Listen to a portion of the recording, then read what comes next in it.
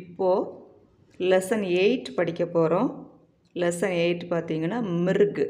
மிருக் தேக் இர் சவுண்டு, அதான் மிருக் Tegh. see the deer. மிருக் அப்படின்னா டீர். மான்.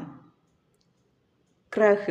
க்ரஹ் இர் அந்த சவுண்டு வரும். க்ரகு க்ரஹ் ஹவுஸ். விருக்ஷ விருக்ஷ ட்ரீ. மிருக் டீர். த்ரின் கிராஸ். ஹிருதய ஹார்ட்.